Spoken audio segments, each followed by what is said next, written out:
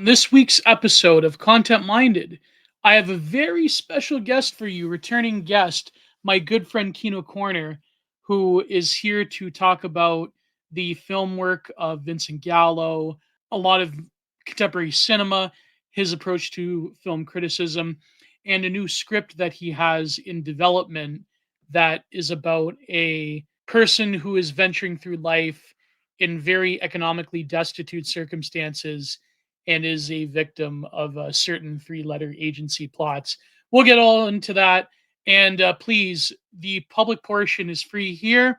But if you like to see the full, nearly 3 hour episode, two and a half or about, please go to patreon.com/genre productions and go to substack.com/Gio's Content Corner. Both are only $5 a month. I'm going to restructure the different tiers on Patreon. Hopefully you enjoy. Please like, share, subscribe, click the bell, and do all that stuff. The QR code is up here somewhere. I don't know, for the Patreon.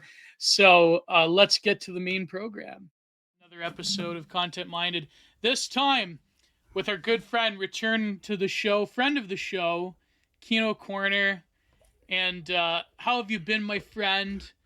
It's been a long way to return. You had some difficulties this morning, but we've gone past that. So Yeah, yeah, you've and what you would call a walk cell. yeah. So how have you been lately? What have you been doing?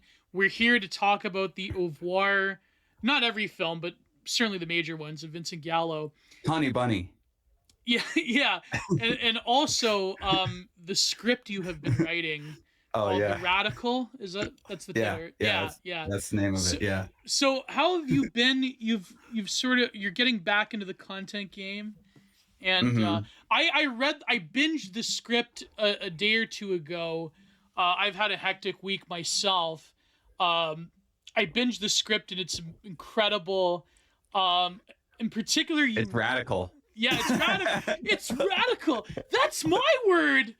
This is what it's like to know when doves cry. My name is also Milhouse. Um, apparently they're coming out with a second Simpsons movie, and I hope it's finally I the saw end. that. Yeah. Um, Well, I think what Matt Groening said, like, they're not going to end The Simpsons until basically like Dan Castellaneta dies. So oh my God, that's maybe there's a script there for the radical part two. well, it's funny because the end. We'll get to it, but like the end implies quite like It was brilliant. I wasn't expecting that. Like maybe I was a little bit, but no, the radical is great. But the one thing I really particularly enjoyed is that you nailed perfectly Charles Carroll's cadence and style of speaking, and like his voice was in my head while Yeah, oh, yeah. yeah. But we'll talk about that because I'm sure like it's paywall worthy. So how have you been, my friend? How is the channel going? You've taken a little bit of a break, or A long break. a long break? Yeah. Yeah, my last video was last December about Mhm. Nosferatu, but my next video is going to be about Fight Club. Oh, okay. So actually, so recently I've been doing a huge deep dive into Chuck Palahniuk and into how he wrote Fight Club. Been listening to a lot of what he said. He's a very interesting guy. Mm-hmm. Um, and of course, watching the movie over and over again and trying to like pick apart each scene and then seeing like what other people have been saying about Fight Club. I think a lot of people get stuff about Fight Club wrong, but my video on Fight Club is going to be different than most of my other videos or all my other videos on my channel. It's going to be something radically different because it's going to be kind of a satire Mm. of the concept of literally me. And so this video is more inspired by Nathan Fielder's The Rehearsal than it is Oh, by okay. Fight Club.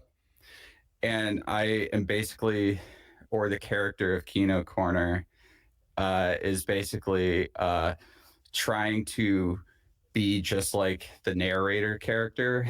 And so the script is all about how I'm completely changing my life and starting my own Fight Club and doing all this, and everything gets out of hand.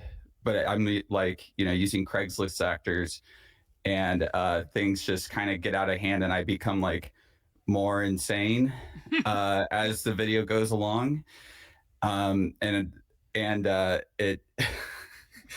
it's it actually like I yeah, some of it is like, or a lot of it is scripted, but I actually did go to great lengths to sort of fit this character. So I open it up with like how I was watching Fight Club, and I realized I think I call the characters that Apollonian ideal for kids. Um, Yeah, that's very true. Yeah. and I realized that I need to be hot before I make this video. So I don't know if you were following my Twitter when I was going through my eating order phase this Oh summer. yes, yeah, Yeah, yeah. yeah, and but that was all for my Fight Club video. So I actually did. I say this in the video, and this is real. I actually did bulk starting about last November, I want to say, to June. I did do a heavy bulk. I gained 50 pounds, Oh my and god. then I was lifting every day. I mean, I've been lifting every day for about 3 years now. So, but I was like really intensifying my lifts. I work Mm. with a trainer. And then starting in about mid June, I cut my calories to where I was eating maybe between 900 and 1,500 calories a day. Oh my god. Wow. Still keeping up with the very heavy lifting. And then I was actually working out twice a day. So I would do So you're on heavy like the Jay lifting. Cutler rotation, in other words. Yeah. Yeah, yeah. Yeah. So I would do like heavy lifting with my trainer during the day, and then at night, because it's just so hot here in Austin, I would put on a weight vest, and then I'd walk like 6 7 miles every night after dinner. Um, and so I was going hardcore on this, and of course only eating sometime, and then fasting every weekend. Mm. So I lost 40 pounds over the course of about 2 months. Oh my god. Which Wow. yeah, so I'm Intense. back to my normal weight now, but I have bigger muscles. So that was kind of the idea. Nice, nice. Yeah, well, that is like, yeah, that is very similar to the Jay Cutler rotation Yeah. when he was doing Mr. Olympia. Um, but was it in preparation for this video you're doing on Fight Yeah. Club? Okay, I Yeah, it's in see. preparation. Once this video is shot, which I'm shooting it after ACL. So Austin City Limits is going on this week and next week, which means that weekends are just going to be absolutely awful to try to get anywhere, do anything. So I kind of can't do anything while I'm doing that, especially since I'm shooting a lot of this stuff like on location, not in my studio. Yeah. And I have to get actors, and there's going to be more of a production of this, so Oh I don't wow. want to do it during ACL. So it's Even not. though, like, Yeah. even though I live, but the thing is, I live right next to where ACL takes place, Mm. so I also can't record in my house during ACL because uh, the entirety of ACL, I will hear the headliners in my house. Hmm. Actually, when we were shooting the short film with Charles, the noir short, that was actually shot during ACL, and we had to take a 30-minute break to wait for the Foo Fighters to finish performing because the Foo Fighters, it was like here comes my. We started filming, and then you could hear the song "Here Comes My Hero" coming through the mic, Yeah. Yeah. which So I that's don't a know, might have been copyright cool. violation, but yeah. Yeah, yeah. Yeah. It might have been cool to have that in the background, but I didn't want to deal with the copyright stuff. Yeah. Oh man, that's crazy. So it's not your typical video essay, the upteenth video essay on Fight Club and the crisis of No, masculinity or whatever. no, Yeah. and also like the whole idea of the people who say too that it's a critique of masculinity, I think Mhm. are completely wrong. If you read the book and if you pay attention to the movie, I'd say it's more of a critique of femininity because it's made a big point in the book that all the initial members of Fight Club came from single mom households and how Mm. they grew up in an extremely feminized world. And when you look at like his IKEA furniture and how he's essentially a homemaker for himself, Mhm. he's living a very feminized life. And it's more the crisis of masculinity being purged in modern society Mhm. Mhm. that leads to sort of radical reaction from him. Well, what do you think? It's been quite a while since your other other video, but now that you're on this topic, and we will get to Vincent Gallo, but what do you think of the whole phenomenon of literally me films? Like me and Prude, we covered this. We did well, we did 3 Ryan Gosling films, Yeah. but what do you think is the driving force of it besides the sort of socio-political element of it, and why do you think that I mean, obviously more mainstream movie studios, I mean, can Hollywood produce anything really good? But I think when they do produce, what would you term like Criterion Core, what I like to call Yeah. discourse films, like this recent Antifa one, the Oh yeah, I saw the that every one. battle all at once. Oh, One yeah, battle yeah, after yeah. Like one so, battle after another. one battle after another. Yeah, where it's like the most abominable stereotypes you could imagine, but it's like they celebrate it, especially at this time. Like even The recently, the there only was. good the only good Yeah, go ahead. character in there was Leonardo DiCaprio, who was Mm. essentially just being Lebowski Oh the yeah, whole time. yeah. And but the thing is that it actually could have the movie could have sort of like saved itself because like I'm reading Vineland right now. Oh, okay. And Thomas Pynchon is I think he's way smarter than PTA. Uh Mm. and he knows to satirize everybody, and he kind of like in all of his books, he sort of is just like tries to find something to make fun of and everything and everybody. And I like that he's very like conspiracy minded as well. um but he actually has characters that have depth in Mm. Vineland, and they strip all that depth away in the movie to Yeah. where everyone is essentially a caricature. And even like Sean Penn is just like his character is just kind of dumb soldier guy, you know Well, they and could make another Eddington where it was like a fair play of like critiquing everybody, like woke centrism or whatever. They could make another Eddington. So I did like when DiCaprio called one of the other Antifa guys a retard. yeah, yeah, yeah. um, and he's like, I need to know where you are right now. And he goes, I'm between the stolen land of this First Nation and the stolen land of this other nation. He goes, what the f are you talking about? So it has like this like, oh, like we're left revolutionaries, but we're also not woke. It's You like the know, Chap. It's a perfect Chapo Trap House movie. Yeah, yeah, Criterion yeah. Core. Yeah. It is like a Chapo core movie, I would say. At the end, the thing is that he sees how all this comes back to bite him, and at the end, his daughter still joins like Antifa, and then it ends with her driving 3.5 hours to Oakland to join a riot. Oh wow. Um, Yeah. yeah, a lot of the movie is more of a family drama, but it's the beginning and the end that the kind of the bookends of the movie that really kind of make those political statements. There's actually not many political statements in a lot of the film. Mm-hmm. It's really that the beginning and the end. They also show these like kind of revolutionary types that are obviously based on the Weather Underground, and Mm-hmm. Mm-hmm. one thing that kind of uh, shows that it's sort of more of it's less of a revolutionary movie and more of a revolutionary chic kind of movie is that these Weather Underground types, they're invading ICE, and they're liberating legal immigrants from an ICE facility. Right. And it shows all these like Weather Underground type people as being essentially like commandos that can like totally overpower ICE and Antifa military super and soldiers. Yeah. Antifa super soldiers. I'm like these. The reality is that a lot of these people are incompetent, and that's a big thing in Vineland is that they're incompetent.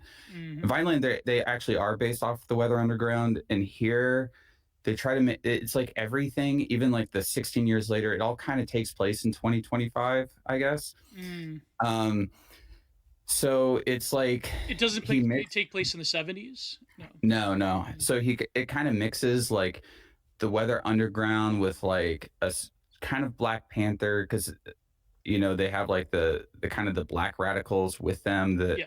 are like this is the face of Black Power and all this kind of stuff, and it kind of mixes that, and it almost seems like uh, a Gen Xer who like basically doesn't know a whole lot about the Weather Underground, because I like there was drama between the Weather Underground and the Black Panthers back in Yeah. the Days of 60s. Rage talks about this. Yeah. Yeah, the Black Panthers kind of saw the Weather Underground as being like as a white supremacist type society, because they only really cared about white people. Mm-hmm. And the reality of the Weather Underground is that a lot of them were just like rich kids Yeah. who were rebelling against daddy, and the only people that the Weather Underground killed were like themselves, Yeah. accidentally. Yeah, or like bombing the Pentagon or whatever. Yeah, well, they blew themselves up next to what, Dustin Hoffman's East Village Yeah, house. yeah, and I Yeah, think when they blew up like ROTC buildings, they also like were essentially destroying or like people that were of their socioeconomic and racial class. And yeah, but that's very interesting how like especially nowadays people were commenting on how this is like the worst time ever to like release this film, even though they are like 3 years in production or whatever. But yeah, yeah. The yeah, timing of like right after that ice who meant to ICE agents and it did, end yeah, free immigrants.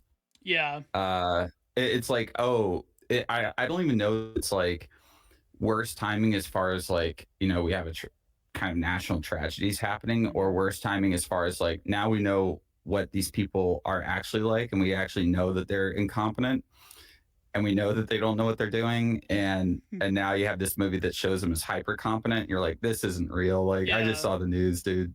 yeah, but it seems like the Hollywood culture industry, like to get back to the original question about like what people call like bro cinema. I mean, people even would describe like Thomas Pynchon as like, would you say he's like maybe not bro lit on the level of like Cormac McCarthy, but it Yeah, seems, or David Foster Wallace, but it seems that like Hollywood is still maintaining a sort of older order of things, like what you would call transnational progressivism. And even though Washington has shifted a certain direction, but why do you think that these films? It seems the only films that people do talk about are like what you would call discourse generators. This one, Eddington before it, Barbenheimer. Like it seems the only films that Hollywood can produce are ones that podcasters in New York City will talk about. And yeah, but why is that? Yeah. you know what's interesting about that is that that doesn't necessarily equate to box office. Mm-hmm. Mm-hmm. Because one battle after another, I think this last weekend made something like 20 something million, Mm-hmm. on a budget of 130, 140 million. Which is a total flop. Uh, Yeah. yeah, it's a total flop. I think Eddington was also kind of a flop. I'm not sure. But I think a lot of people waited to watch it on streaming. Yeah. Um, Mm-hmm. let me just check the numbers uh, really fast. And so I think they just get talked about on maybe Eddington made $12 million. Oh wow. Yeah, That's so it. Holy crap. yeah, that's it. I don't know what the budget was, but I think the budget was at least 35 million. Mm-hmm. So it's definitely making discourse doesn't equate to box office, because I think it's actually a little bit of a poison pill for the box office, because people it's a certain kind of people like me, basically, that Yeah. that will like go out and see these discourse movies out of a sort of morbid curiosity. Mm-hmm. um and I mean, I watch every PTA movie in theaters. I've done that ever since like There Will Be Blood, so it's like it's a thing for me. I'll just watch all of his films. But um and it's it, I think they're doing it to get attention, because a lot of their big studio movies. Actually, you know what one of the biggest box office hits of this year was? It was an anime film, wasn't it?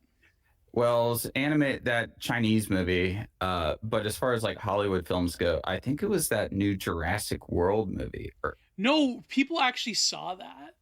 Yeah, Wow. yeah, I think it was the new Jurassic World movie was actually a big hit. Was it called Rebirth? I would like to call it Jurassic Yeah. World Afterbirth. I think people said that was like vastly Yeah, inferior to the newer ones that came out. Yeah. it made $866 million. Well, I guess because kids and like people in other markets besides the Western world watch it. So Yeah, yeah. yeah. I mean, a lot of people saw it. Even the domestic box office, it made 340 million. Wow. Yeah, so it was a hit. The thing is, no one talked about it. People went and saw it, and they were like, "Yeah, it's a fun Saturday matinee movie." Yeah. Okay, that's it. And and the movies that have been doing well have not been generating discourse. The one big movie this year that did generate a little bit of discourse was Superman.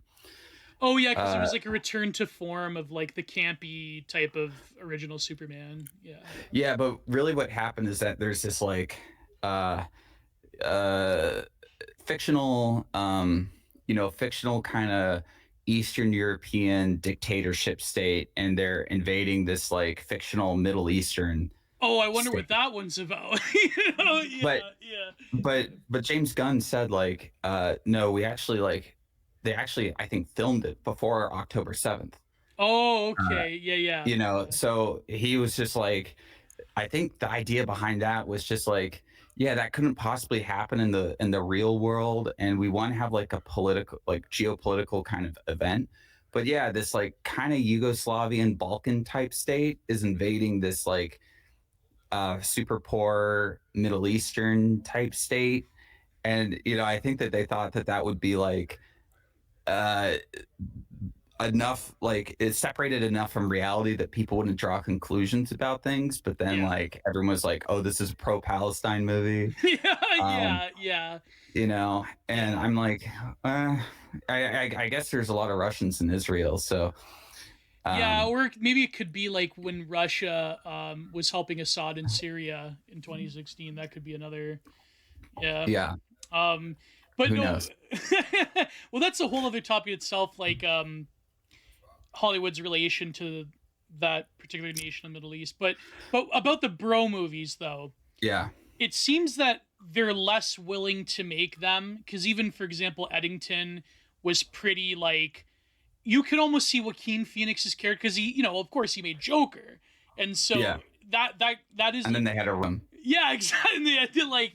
Well, for YouTube, we're going to say cheek busting for YouTube. So Oh yeah, so you could see like, but even his character in Eddington was not like he's literally me. I mean, I guess if you're like a boomer conservative, maybe, but like, why is the literally me phenomenon so powerful? And at the same time you have like the discourse around media literacy, quote unquote, but there seems to be certain characters and certain actors that really like personify this archetype. I've thought So about this a yeah, lot, I can obviously. answer the question so really quickly. Yeah, I've thought about this a lot, Yeah, and the literally me archetype, or what we call the literally me archetype now, is not actually anything new. yeah, Every generation pretty much has their sort, like every boy, right, has their literally me thing. And I think it really all comes down to the sort of the kind of rogue, morally gray cowboy, like the Clint yes, Eastwood. It comes back to like Clint Eastwood, or it goes back to Alan Delon and Le hmm, Samurai. It's these, or Tatsuo Nakadai or Toshiro Mifune in the samurai films, right? They kind of represent this like stoic masculinity. They represent a stoic masculinity that's competent at what they do. That are it's almost like a mythical archetype, in that you could see a lot of these characters in, as say somebody like Theseus, right, um, or Perseus. Like maybe Theseus and Perseus way back in ancient Greece, where the literally me characters, or Hercules, uh, for kids back then. Although I wouldn't really want to be Hercules, but Theseus was pretty cool. yeah, Um, and I think that it wasn't really a big thing for a while, until Hollywood got taken over by middle management, mm, and then they stopped making these kinds of movies. I mean, like if you go back to the 50s and 60s and see how like kids were dressing up, they dress up as cowboys. They would pretend to be Clint Eastwood. They would pretend to be John Wayne. They would they looked these kind of matinee idols, uh, and how they acted in the movies, and they do represent a kind of masculinity that maybe isn't nowadays isn't very encouraged in modern society.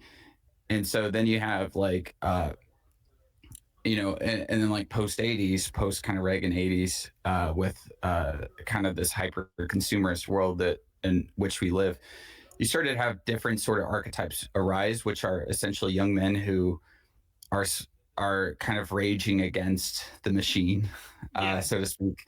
So that's where you get like Fight Club. On the other side of that coin, you have Patrick Bateman Yes. from Yeah. American Psycho, who really just wants to fit in, Yeah. and to kind of, what's up, Michael? I'm in my office. Yeah. And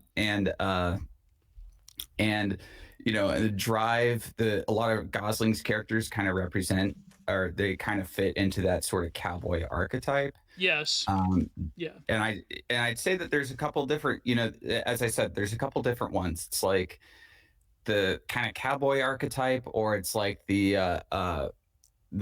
Joker archetype in a way, Yeah. Yeah.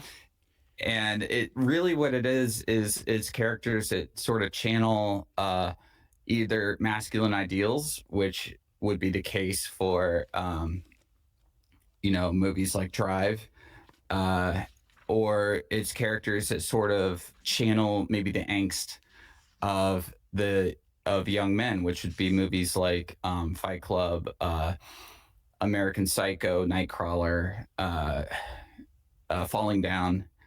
Um, these movies kind of allow sort of an emotional purge of that angst. Yeah. Uh, and and so what I did in the Radicals, I try to have the main character be a little bit of both. Yeah. Yeah. Well, it seems that it's very integral to the American thesis of the frontier closing with all those characters. I mean, of course, the cowboy becomes. This is something that the great illustrative painter, although he's very much equated with like comic book and horror culture, Joe Coleman, who does these very elaborate tapestries of different like alternative figures like Albert Fish. Um, and he was being interviewed about in this documentary about serial killers, and he said that it's funny because the cowboy is like this very quaint retrograde archetype that doesn't have much cachet, but in the time that he was recording this in the 1990s, it seems like the serial killer becomes this outlaw figure. And so Yeah. I'm trying to find a very good quote because I have the Norman Mailer review of American Psycho, and he says that about the character, about how like this hyperreal violence and how there's like no, there's like sort of like a Wait a sec, Aaron. You can just walk across. It's just a podcast. um uh My boss is literally like tiptoeing right in front of me. um well, he talks about how like they obsess over the food and the consumerism and the different quote unquote atrocities of the American palate that was unleashed in the 1980s. But Norman Mailer says to create a character intimately, particularly in the first person, is to, and keep in mind Bret Easton Ellis was young in the early 90s. Yeah. He's talking about the young writer Bret Easton Ellis. The reader and the author is the character. In extreme violence, it becomes more comfortable to approach from outside, as Bret Easton Ellis either chose to do or could do no better. The failure of this book, which promises to rise occasionally to the level of a very good, which it desperately needs to be great, is that by the end we know no more about Bateman's need to dismember others than we know about the inner workings of the mind of a wood-faced actor who swings a broadaxe in the exploitation film. It's grunts all the way down. So the first novel to come along in years that takes on deep and Dostoevskian themes is written by only a half-competent and narcissistic young pen. Now, which, by the way, people accused Norman Mailer of in the 50s. Nevertheless, he is showing older authors where the hands have come in clocks. So one may have to answer the question, what would you do if you happened to find yourself in the unhappy publisher who discovered this book on his list 2 months before publishing? I'm not sure of the answer. Then he says before, Bateman, however, remains a cipher. His mother and brother appear briefly in the book and are like all other characters faceless. We're no less close to Bateman's roots than his meals. Exeter and Harvard are names as part of the past, but in the manner of Manilow Blahnik and Zenga, which I think is a clock name, names in a serial sequence. Bateman is driven, we gather, but we need to learn from what is not enough to ascribe to it the vast social ripoffs of the 80s. The abstract ought to meet the particular. In these pages, however, the murders begin to read like a poor descriptions of sex. And so Well, yeah, it's the ultimate postmodern work that I think yeah, maybe yeah, the yeah. film like played down in terms of intensity. But I think Norman Mailer is describing this like reification of the American media spectacle that doesn't have an end, and you learn nothing, and Patrick Bateman just continues on and nobody cares. And so yeah, go ahead. Yeah, I mean, it reads like the way that the sex is written in the book, as well as the way that the violence is written, is the same. Yeah, very mechanical. Um, Yeah. very mechanical, also very graphic and very explicit. And in fact, like it's actually with some of the violent scenes. And what I got from the book is that they're so over the top that they cannot be real. Yeah. Like the infamous tube with the rat scene. Yeah. Yeah, Norman Mailer talks about that scene. Yeah, yeah, yeah, yeah, Yeah, yeah. the very infamous tube with the rat. Actually, um, a little funny aside. So I was a couple of years ago when Michael Malice came out with this book, The White Pill. Mm. I was at his house for his book launch. He just invited a bunch of his Austin friends, and somebody was like, "Oh, you got to read a excerpt from your book." So he kind of gathers all of us. It's like maybe 30 of us there. He gathers all of us. He goes and stands on his stairs, and he's like, "Okay, I'm going to read an excerpt from The White Pill." And I saw that he opened up the book, and there was actually sheets of paper that weren't part of the book that he was going to read. From the very first word, I knew exactly what he was reading.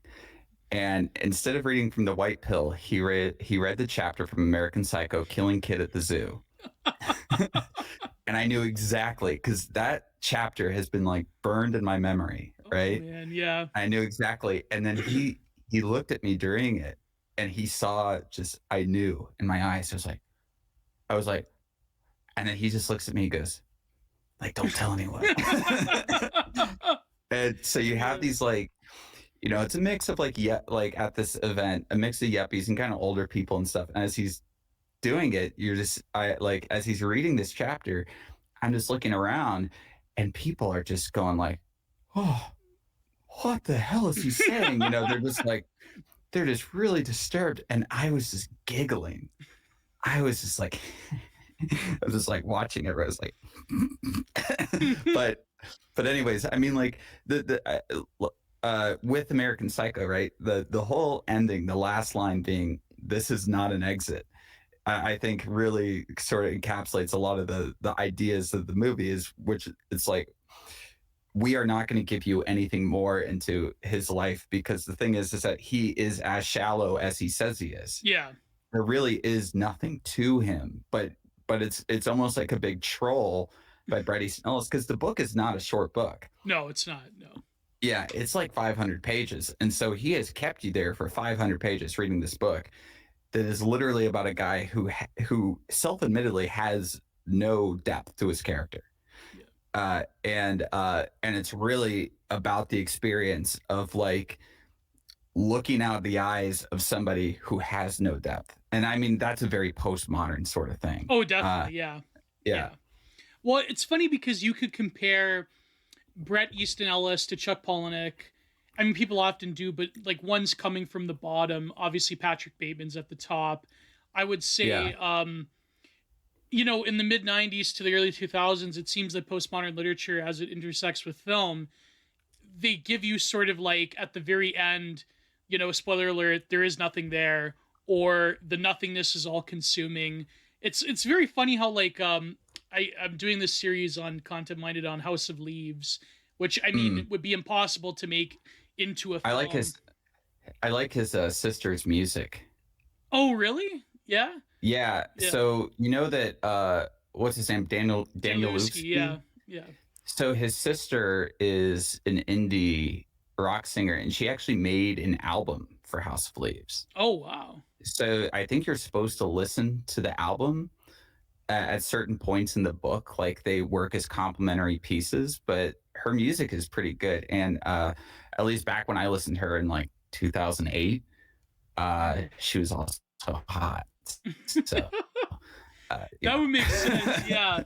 Yeah. It's almost like, I like hot. I really like hot women.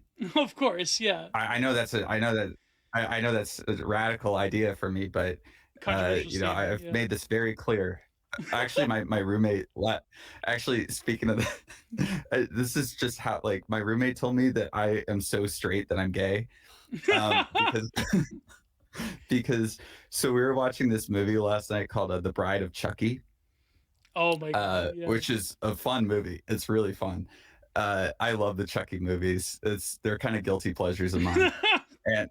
And so we were watching The Bride of Chucky, and the main girl in it, she's got these huge honkers, and she's always wearing suggestive stuff before she gets turned into the doll. Yeah. Yeah. And so she had like this very kind of low cut top on, and you could see the very like outside of her areola peek through. And so I paused the movie, and my friend's over there. I go up to the TV and I point. I'm like, look, guys, look. Wardrobe malfunction. Yeah. And that's when my roommate was like, Peter, you are the straightest person I've ever known. Because then sometimes you're so straight that it becomes gay.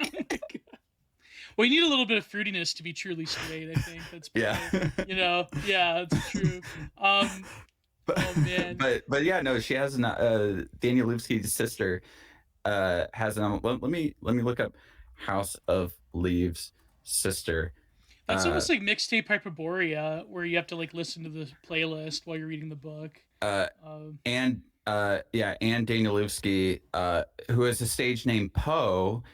She's a rock musician whose 2000 album Haunted serves as a companion piece to House of Leaves. Interesting. Yeah. Yeah, it's a pretty good album. Yeah. I didn't know this lore. But yeah, I have to like but House of Leaves, the reason I bring it up is because it seems that like that is like the emptiness of that particular moment that I think Zoomers have really like capitalized on. Like House of Leaves has inspired so much. But when it comes to like liminal spaces and liminal stuff. spaces, the backrooms, yeah. But when it comes to like Chuck Palahniuk and Bret Easton Ellis, that was then both of them, translated into films. They do embody a form of masculinity on the very edges of postmodern Leave society. It to the gays. Yeah, Leave it to the gays. Yeah. But the connection between the two, though, like, what in your mind, like, what is very significant there that they were then both made into Hollywood blockbusters at the time? Well, what's interesting to me is, well, for one, their writing styles are very dissimilar. Yeah. Because Bret Easton Ellis has way more of he's way more verbose. Because Chuck Palahniuk, famously is a minimalist writer. Yes. And Fight Club is essentially like I think one of the first like really big minimalist books. Like it almost reads like a screenplay.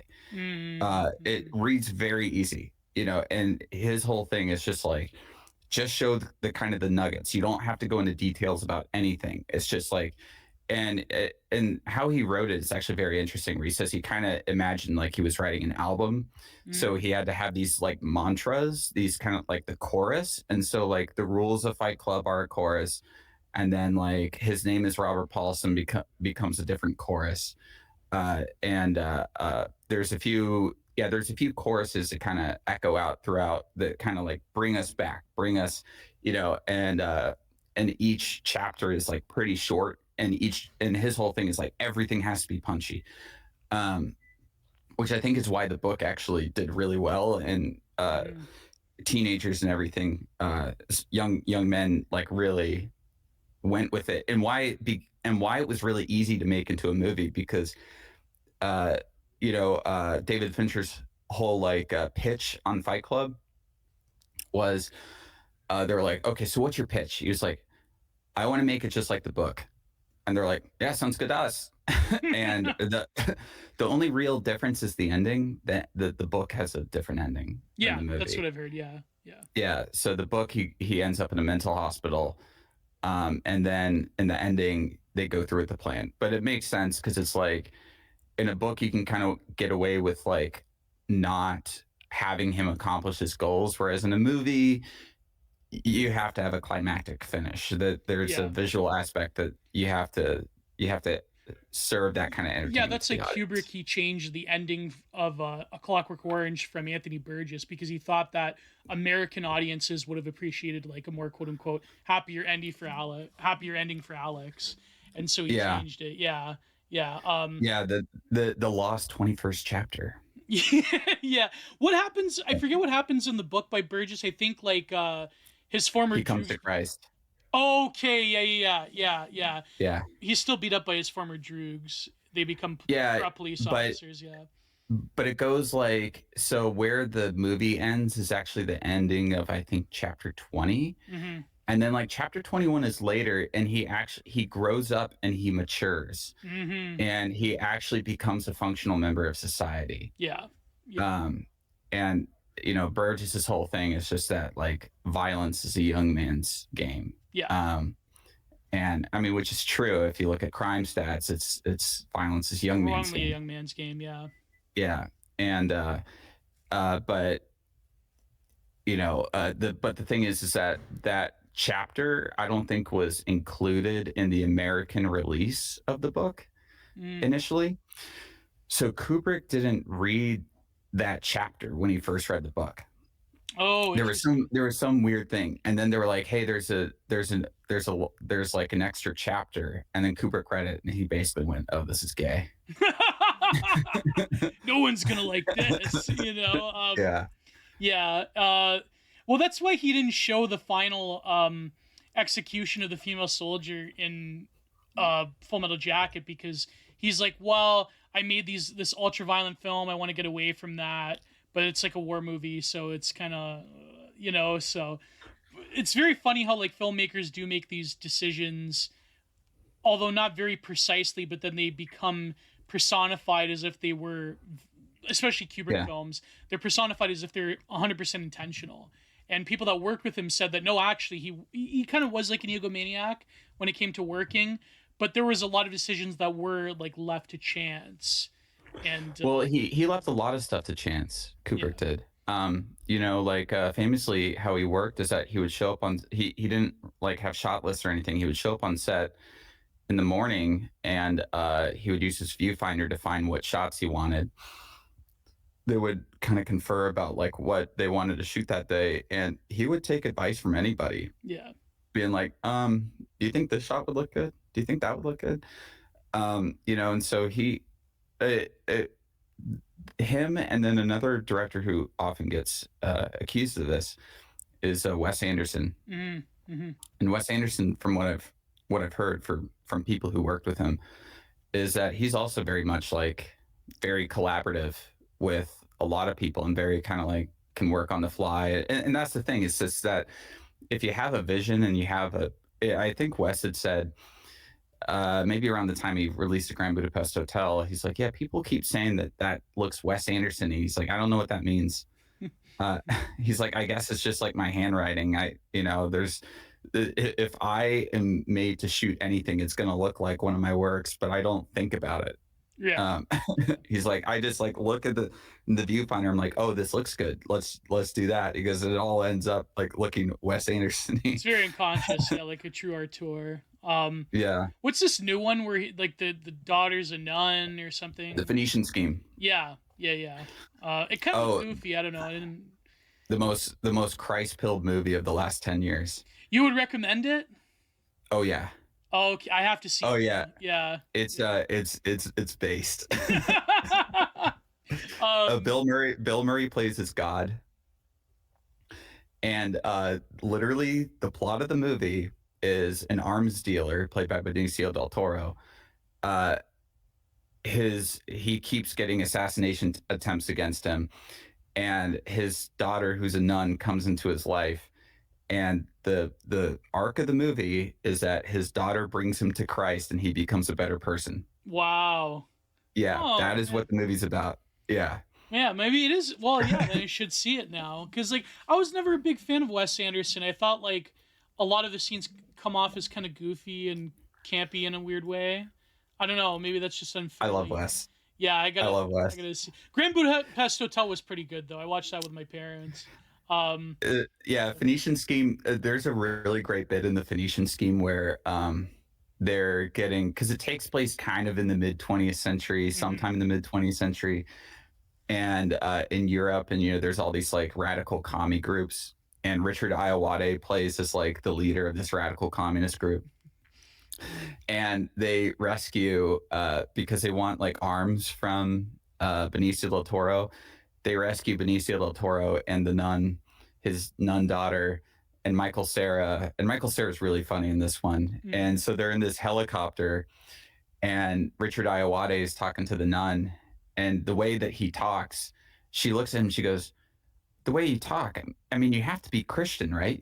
And he goes, "No, I'm an atheist." He goes, "All of us are atheists, or at least most of us pretend to be." And then the camera does this pan, and it shows one of the communist guys with his in the helicopter with a giant like Orthodox shrine to Jesus, like lighting candles. Oh, that's pretty good. Yeah, yeah. That's like in Big Lebowski. He's a nihilist. He doesn't believe in anything. Wow, that takes a lot of work, doesn't it? Um, but yeah. So like the discourse movie. I mean, that seems to be the flavor. I mean, I think like the 2010s really burned out like any sort of cape shit, and The Cape shit's not doing well right now. yeah, yeah.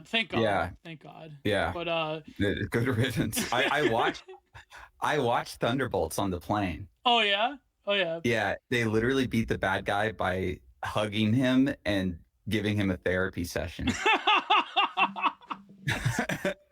That's what they're reduced to now. Yeah, it's like that's but yeah, but anyways, so yeah, it's very funny you're doing this work on Fight Club, because that has been like the discourse movie. I mean, along with like Starship Troopers and Oh, other ones, but Fight Club does capture. Would you say that? I mean, a criticism of Fight Club, not necessarily criticism of its masculinity from the usual film critics on the political yeah. left, but certainly like a film, a criticism even by people that are more reactionary would be that Fight Club represents a particular form of Generation X nihilism, and like it does critique in a good way, like that one dialogue that Brad Pitt does, where it's like we were promised to be movie stars and Hollywood actors and famous people, Yeah. but it's like now we're just like wagey in a cagey filled with ragey, Yeah. and so, but it seems like in a weird way like it's almost antiquated, because even that sort of very I talk about streamlined, this in my video. yeah, like that streamlined, Yeah. corporatized, normative middle class lifestyle, that's even becoming an impossibility. It's sort of like people talk about Office Space. Yeah. So how do you address, like, does Fight Club still have a relevance? And then we'll get to the Vincent Gallo stuff. Yeah, yeah. I mean, I actually, there's a large part of my video where I talk about this, Mm. especially like how Gen Z and millennials look back on Fight Club, and I'm a young millennial. I was born in '94, so Okay, I was born in '92, so yeah. yeah, Yeah. and it's like how we all entered the workforce post 2008 housing market crash, Mm. Hmm. and it was really really hard for our generation to get into any kind of jobs, and Yeah. and especially to find that same kind of middle class lifestyle. I mean, housing is all owned by private equity now, like, so it's like really difficult. Like, you can't compete with BlackRock, you can't compete with Hmm. these giant firms that are just buying up tons of houses. There's lots of issues like immigration, like mass immigration, that's causing like housing shortages. Well, I'm in um, Canada. Yeah, yeah. yeah, and all these kinds of issues. So it's like I'm 31 now with a good job. I should be able to have my own house, but I can't afford it. And because houses that like maybe would have gone 20 years ago for maybe 100 grand or 150 grand are now going for over $1 million. Yeah. Um, and it's so you kind of look at Fight Club and how he has this kind of nice corporate job, and he has a very nice apartment, and it's like that kind of apartment, like most people his age, because he's supposed to be 30 Hmm. in the in the movie and in the book. 30-year-olds can't afford that anymore. No, Um, you were a loser yeah, back then, but now it's like, yeah, yeah, yeah, yeah, exactly. 30-year-olds can't afford that anymore, and but what I do say is that like, I mean, material possessions do not, like, having more material possessions does not mean that you also won't have spiritual bleakness. right. Um, and so like he can have these things. Maybe we look at it now and we're like jealous, but the idea too is like, what if we did work that wagey job? What if we like lived in that apartment, but we didn't have any sense of community? Because he doesn't have a sense of community. Hmm. You know, we don't have love. Like before he meets Marla Singer, I mean, he's basically an incel. Right. Uh, Yeah. and you know, it's like we don't have friends. Like, so all those issues. It's just kind of like uh, how it's in the book. You know, Tyler Durden says he liberated him from his place. Right. He liberated him, and it's just that those comforts comfort him to such a way that he's okay with being spiritually destitute, Hmm. because he has a nice apartment and a nice job, and he won't look any further. And I think that maybe what's happening with these new generations, like millennial, Gen Z, or Gen Alpha, is that we are, in a sense, liberated from that kind of lifestyle, so we can look towards maybe the more spiritual elements of our lives. You know, we don't have to have our apartment blown up to to become Tyler Durden. Yeah. Well, that's the whole thing about Fight Club is that, you can deterritorialize like common normative consumer driven society to where you could literally just do things. You could go out and form a fight club, you could just fight random people on the streets, you can become a sort of caveman barbarian again. And I think, but then of course, like, the book would show that there's a supreme frustration in trying to do that in a modern Yeah. context. But Well, yeah, yeah, yeah, and Chuck Palahniuk talks about like the importance of the third place. You yeah, know, the yeah. sociological idea of the third place, and how he saw the third place kind of diminishing in the '90s. And I bring up in my video that if the third place was diminishing in the '90s, it's dead. It's long dead and Six Hmm. Feet Under now. Like that just doesn't exist. Places where people go hang out, Well, that malls, doesn't for exist. example, that would be a good one. Yeah, yeah. No one hangs out at the mall anymore. Yeah. You know, like so many malls have closed down. They just shut down because people stopped going. Cafes, you know, even like a lot of, a lot of churches, like especially I think that for men, churches can be a bit like for me it's difficult to actually form a community at a church because there's something about a lot of the modern churches just doesn't feel masculine. Hmm. um and I'll just like go to mass and then just leave. It's like either I'm like the youngest person there and I'm like I don't really want to hang out with a bunch of 50, 60-year-old people, or or like I'm surrounded by sort of like the cath bros or ortho bros who just get into liturgical arguments about every little thing, and they Yeah. recently converted. Yeah, it seems the only, like, I think it was, I forget who said this. I think it may have been Night Owls that said, the only third spaces in a lot of these smaller communities. They were talking about this Tyler Robinson figure, or the Yeah, recent the Hicklib that blew up the Mormon the Mormon church, Church. Yeah, and or like you were mentioning the ICE person. Like, it seems the only third spaces are very hyper political spaces where you have to yeah, like conform to, usually on the left, because they have the resources to do this thing, or like you were saying, like trad cath or ortho bros, they can get together in like, which it's like an extension of like a podcast on theology but in real life, and it's like that's not really, it gets tiring. yeah, it gets tiring, yeah. I was a theology major in college, and even listening to them, I get tired. Yeah, so like it seems like that. I mean, I know it's like become a sort of aging millennial yimby, like there needs to be third spaces and urban sites, but it's like there is a truth to that. Like even in film you see this. It doesn't really Yeah.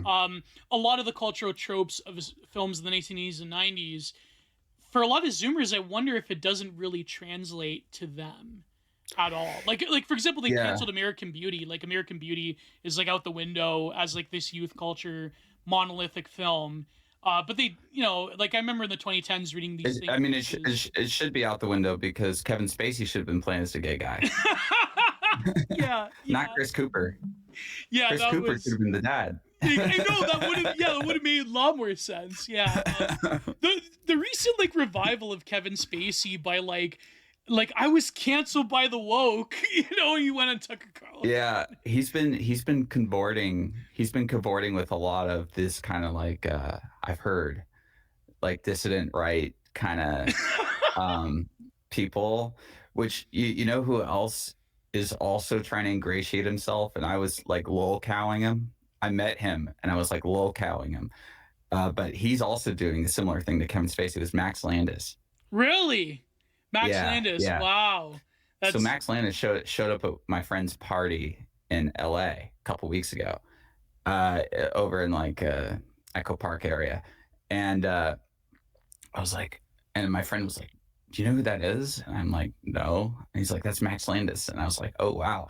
So I literally go and sit next to Max, and I'm like, "Hey, I know you're subscribed to my buddies on YouTube," and he's like, "Oh really?" Blah blah blah, and then I look at him, and I go, "I'm an incel." And then he just looks at me and goes, "Me too." I'm like, "No, you're not." You're gonna give him the shit test to initiate him. Yeah. I was like A-logging him IRL. That's a real gemmy, that's not Yeah. cool. It's a gem. It's a gem. Yeah. But like in Hush, like it's a gem. That's crazy. There should be like, that is very funny. Like, I hate to say it, it is indicative of like the slopification of like even Hollywood, or like rather the dissident right, where like even like canceled Hollywood people can graft onto it and be like, oh yeah, like the woke canceled me. Whereas like people in the trenches for many years, like Vincent Gallo, they're not given Yeah. the proper recognition or respect. Well, and Yeah, also it's like people canceled him for being a creep, and yeah. the thing is that you think that my friends group wants you a part of our friends group? No, because you're kind of a creep. Like, and the worst thing that I can say about him, just from my short interaction, is that he's just very Reddit, and it's just like, dude, you're just Reddit. Oh, Man. Max You're Landis, like, you mean? yeah, Max Yeah, Landis. yeah. Like, dude, you're just really Reddit. Like you don't fit in here. But but yeah, no, it's funny because getting to Vincent Gallo has been in the trenches for quite some time, and I mean his career was essentially destroyed after the Brown Bunny. Yeah. And I don't know if you like. So I've listened to a lot of interviews with Vincent Me Gallo, and too. I've done a couple events. I've done a couple events with Vincent. Very nice guy. Very interesting guy. So a little funny story about Vincent is that he invited me and Ariel to go see the Brown Bunny at the New Beverly a few years ago. It was his final, what he was touting as his final, public screening of the Brown Bunny. I had seen the movie before. Ariel called me and he was like, "Hey, do you want to come see the Brown Bunny with me and Vincent?" I was like, "Yeah, of course." And so we show up to the New Bev, and this is post COVID. And in most places in LA we're pretty chill, and but the New Bev was not chill. They like after everywhere in LA stopped doing the whole passport stuff, the New Beverly was still doing it. Oh man. And so they have this like little Gestapo lady come out and starts checking everyone's cards, and I don't have one. I mean, I'm from Florida, in Texas. So it's like, I'm scared of needles. Like, I wasn't like a super like anti-vax person. I'm just scared of needles. Yeah. And so Ariel and I kind of go back because Ariel only got like one shot. He didn't get like the full thing, and he was definitely not boosted. And Ariel texts Vincent and goes, "They're checking passports, Peter, and I can't get in." And Vincent was like, "Don't worry about it." And then like 1 minute later, Vincent walks out the front door, and everyone goes crazy. They're like, "Oh my god, it's Vincent Gallo!" And so we kind of walk towards him, and he just like puts his arm around us, and he whispers, "Get inside while I create this distraction." He's like signing autographs and taking photos, and he's just sneaking us inside. Oh, that's great. That's And then he great. came up to us and he was like, "If I knew that they were going to do this, if I knew that they were going to do this, I wouldn't have had it. I wouldn't have had this at this place. I wouldn't." You do it perfectly too. That's great. Yeah, yeah. The cadence and everything. And I was like, don't worry, Vincent. Like, it's good." He goes, "If anyone asks, you're vaccinated. I told them that you're good. I told them you're vaccinated. They don't have to look at your card. You forgot it. You forgot it." Oh, that was like in that one that sci-fi movie he was in, Stranded. He's like, "See, I told you, okay? The calculations don't make sense. Okay, only 12 hours, but me and the hot girl I want to fuck. That's it, okay?" but Yeah. but I mean, like, he really came onto the scene with Buffalo 66. Yeah. Well, he had been doing a lot of stuff beforehand because he was friends with Basquiat. Yes, that's right. Like Yeah, he he was like in he kind of came up in the 1980s New York scene in like the Andy Warhol type of scene. Yeah. And he admitted that he wasn't really a fan of Warhol's work until after Warhol passed away, and he went to a gallery and saw everything sort of next to each other. A retrospective, but yeah. yeah, he went to a retrospective, and that's when he actually started to appreciate Warhol. It was also interesting what he said about Basquiat. And that he said this to me after we did an event in New York a couple of years ago, Vincent, and he said that he thought that Basquiat got too famous too early. Yeah, oh yeah, 100%. Yeah.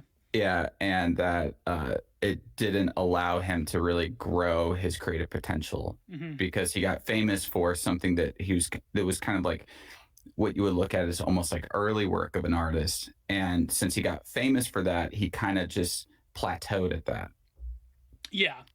No, 100%. Yeah. And also, like, being famous too fast, it fed his addiction as well. And the movie was actually quite good.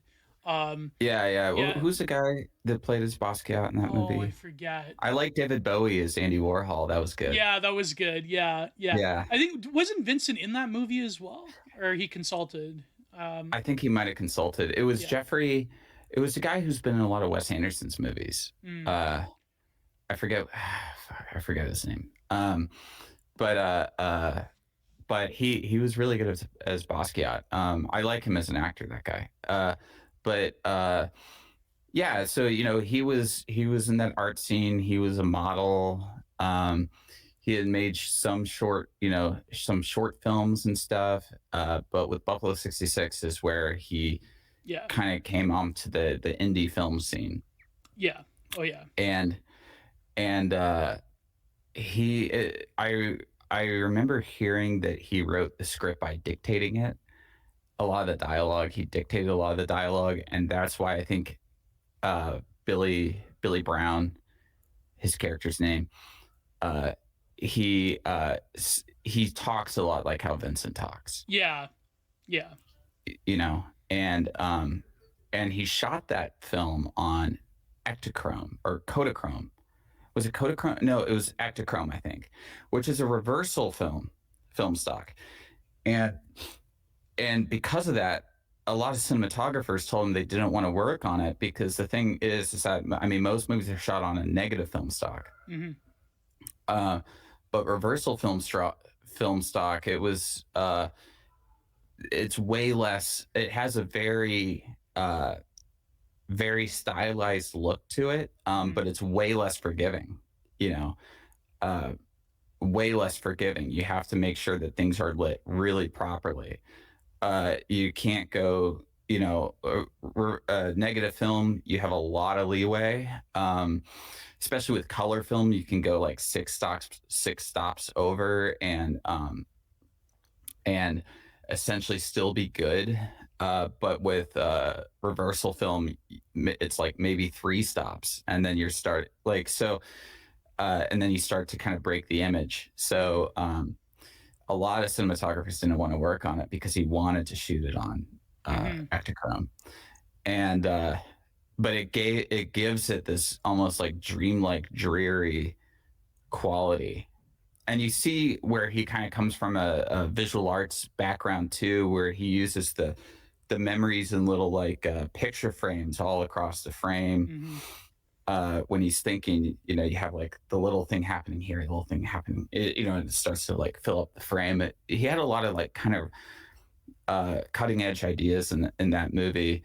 The lights all coming down and Christina Ricci just dancing in the bowling alley, and The photograph booth, and like yeah, that scene where he wants to kill the football star that in yeah, was it the mid 90s they went to the Super Bowl like 3 times, and the Buffalo Bills, and they yeah. yeah Never bet on the Bills. well, it's funny, my aunt is a huge Bills fan because like everybody in Ontario goes for the Bills in the NFL, and but I'm a Toronto Maple Leafs fan, so I have no room to talk. um Yeah, but no, but it seems that a lot of films I've watched with Vincent Gallo, like I would say he is my favorite actor. And in the early to mid 2000s, there was this air of cool around him before he got yeah, viciously canceled. Like for example, if you look at the Cosmopolitan Blood Loss music video by Glassjaw, he's in this. hmm He's woken up by the song, and he's with this beautiful woman in the bed, and he has this like suit on, and it's like super cool. Oh my god, Vincent Gallo! But there always seems to be. I wrote about this in a recent Substack article where I compare him to Norman Mailer and Chris Chan, and it seems like I've always been I've always gravitated to like his personality and character. Maybe because I'm a bit of the opposite. He seems to be like the brooding, standoffish asshole who is a genius and complicated, but he's fidgety. And there's like this essence it's of kind of OCD. he's very OCD, and He's every told me he role. never touches his face. He told me he never touches his face. I don't touch Yeah, my face. I don't touch That's my how I don't get face. sick. That's how I don't get sick. I don't touch my face. No, but in that article he wrote in I think 2018, he goes into his history and it gave a lot of great insight into how he created Buffalo 66, how it was Mhm. not like necessarily a sounding board for his own family, but it became that. And Yeah. how he has this like you could tell right away, like he's talking about his childhood and how he's like, I made very unreasonable I made a very like unreasonable demands for his hobbies. Like he was into fishing. Like he had fish hmm tanks in the basement of his apartment, and he would spend all day like he had no friends. Like I didn't really care about friends, and yeah. and then like he's like, I know what I look like. I was a handsome young kid, but then I became this vampire. I know what I look like.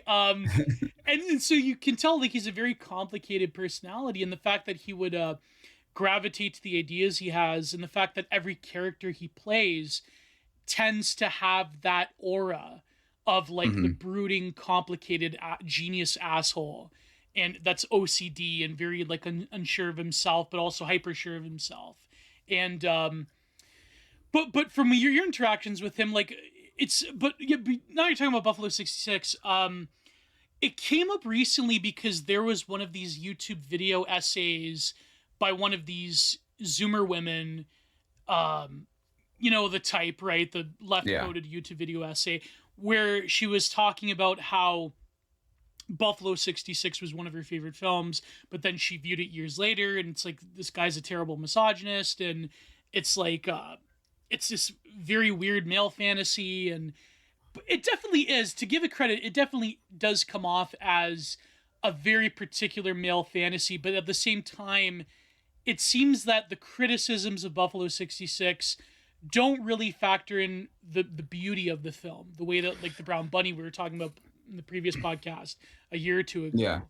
But yeah, go ahead. Like, where do you think, like, why does Buffalo 66 scratch a particular itch, and why are the critics of Buffalo 66, they can never see like those very true quiet moments in it that are very beautiful. Yeah. Well, I think that the what they don't see is that the character with the most agency in the script is Christina Ricci. But people would say no, that she's just like this, Mary Sue or whatever. But yeah, go ahead, yeah. Yeah, no, she's the character with the most agency. When we see them have dinner with the parents, right? She completely controls the conversation. She completely like he just like shuts down, Yeah. and the only time he talks to his parents is like when his dad, Ben Gazzara, who I love Ben Gazzara. Yeah. He was in a lot of those Cassavetes movies. And when he's like, "You got that knife pointed at me," he's like, "It's not pointed at you, Dad. It's not pointed at you. Don't. My own son is pointing a knife at me." But Yeah. it's really great. But Christina Ricci basically like carries that entire dinner sequence because he just completely shuts down, due to Yeah. childhood trauma and everything. And she sees in him that he's kind of this lost soul as a result of parents that don't really care about him. Yeah. Like her mom cares more about the Buffalo Bills, and her Yeah. mom and her mom basically saying like how it was an awful day that she missed the Super Bowl because she had to give birth to her son. Yeah, that And was crushing. Yeah. yeah, and Yeah. so Christina Ricci, she initially she kind of hates him because he kidnaps her. you know, Understandably, yeah, of course. understandably, and then she realizes like, oh, this guy's kind of like up, like, The and best scene was hold me, don't touch me, don't touch me. yeah, Yeah, like perfect, like male BPD, like yeah. like the beautiful boy type of arc. I would think that this would kind of fit into the female fantasy as well because it kind of goes into that female fantasy of I can fix him. Yes, yes, And then it's just like she is then seeing the girl that he had a crush on for his entire childhood and how that girl is just sleazy. Like that girl is just gross and yeah. weird. And You're way better than her, Billy. I can't believe you have yeah, a quality woman now. Yeah. and really like what the movie is about is this like angsty guy. He was in prison for something he didn't do because he made a bad bet, and he made that bet to try to like and to try to basically look good to his parents. Yes. Yeah. Like it was this bid to sort of win his parents' favor that didn't work out. And he had to go to prison for it. He had to he had to confess to a crime he didn't do. And so she's seeing how it's just like that she kind of sees beyond this exterior, this shell that he puts up. Yes. And she sees who he actually is. And so really she is the changing force in the movie, and that she's slowly breaking away that shell, and she's getting him, and he's somebody who has learned to never be vulnerable with another person. Yeah. And to never actually be himself with another person. He always has to kind of be something else. And she's just slowly chipping away throughout the film to get him to be vulnerable with her and to get him to actually feel positive emotions again. And, works out. His character isn't doing anything really to change what he already has planned. Her character is the most active character in the film. Yeah. And so I would say that like anyone who denies her agency is not watching the film correctly, or they just don't think that female characters that maybe that aren't like girl bosses. Right. That they just think that, oh, they have to be like a girl boss type of character to have agency. But she has like this very intense emotional agency throughout the film. Yeah, but it's funny. It's almost like a damned if you do, damned if you don't criticism, because this one video essay was talking about how she serves as the Manic Pixie Dream Girl, where she's the one that's the catalyst of change, but it's like, it's not a woman's responsibility to do that for a man, which, I mean, fair enough. I mean, fine. But like, I think in the context of the film, like she does step up and realize his true nature is something beyond his childhood and beyond his trauma, and Yeah. that can be very beautiful. And at the very end, he chooses to embrace life when he goes into the coffee shop and he's like, "Listen, I got a beautiful girl that loves me, and you know I'm doing great." And it's like, "Let's do a cookie. Let's do a cookie." And it's like, And then he buys the cookie. He goes, "Are you in love with somebody?" He's like, "My wife." He goes, "All right, here's a cookie for your wife. Give it to her. Don't eat it." Like, yeah. It's like that one scene from Smiling Friends is like the anti-nihilist cartoon. It's like, well, you know, what can I say? I love God. God bless America. Like, yeah, I got my friends. You know, like it's he finally does embrace life, and I think the fact that it is a very much like an anti-nihilist film that is so radically different even from the Brown Bunny. Like I think that's what really makes people tick is that, and then of course like the personal problems between him and Christina Ricci afterwards. It's like she never yeah, promoted the film. She wanted to distance herself, you know, and what he writes about in that essay about the Brown Bunny, he's like, well, people I mentioned this in my Substack article where he said that people, like critics, will use the word narcissism. And he goes, that really just yeah, smacks of ideology. Because it's like, how can you be a narcissist when you portray yourself as this gutless loser that let his yeah, girlfriend get raped? And yeah. he's like, why is that a narcissistic film, The Brown Bunny? Why? Because it's like long shots of me on a motorcycle. Like it's just it's very No, funny how we were talking the about like Brown Bunny is not a yeah narcissistic film at all. I yeah mean, go ahead. it's about a man who uh, couldn't kind of do. He couldn't protect his woman. Yes. It's a man. It's about a man who is now living with the grief and with the self-loathing of not being able to protect his woman. I don't know if I talked about this on our last talk. That had to be a little while ago, Oh yeah. but you know, I have my own theory on the Brown Bunny. Oh yeah. Go ahead. Go ahead. I think we didn't Yeah, mention that. I Yeah. have my own theory on it, which is that the three women that he encounters. So he encounters three women. He encounters the young woman at the convenience store. He encounters the older woman at the rest stop, and he encounters the whore in Vegas. I'm Yeah. not using whore pejoratively for people out there. She is a Hmm.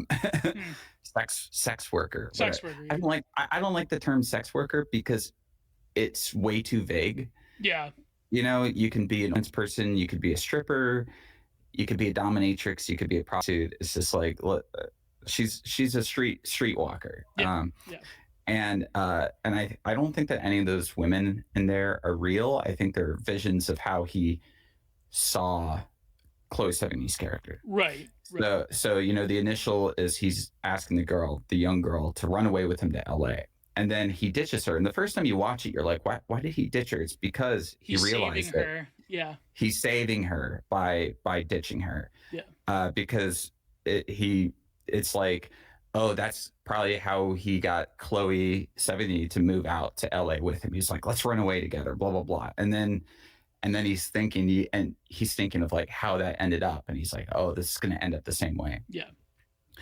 And then you kind of have how his character has this sort of mother and whore, uh, the Madonna whore complex, Yes. right? Yes. Toward Chloe Is. Sevigny. Yeah. Yeah. Yeah, because it's she's motherly, and you even see this in their encounter, right? She's very motherly to him, but then there's the kind of semi-graphic scene that encapsulates that kind of Madonna horror complex of that She main services character. him, but comforts him as well. Yeah. Yeah. Yeah, and so like the kind of older woman that he meets, you know, sort of that's like one side of her that he sees, and then the streetwalker in Vegas, that's like the other way that she sees him, and he sees her that way because of how she was uh, forcibly men forcibly came upon her Yes. Yes. to try to not use direct language for YouTube, but and then when you see that scene, you realize, oh, that's why he kind of sees her in both those ways. That there are these complex emotions of seeing that, you know, and how he essentially let it happen, Yes. Yeah. you know, and he's kind of put himself into almost like living in self-imposed exile of sorts, self-imposed prison of his car, and self-imposed loneliness. Yeah. And that it's all like the whole movie is him essentially He becomes a punishing nomad. Yeah. himself.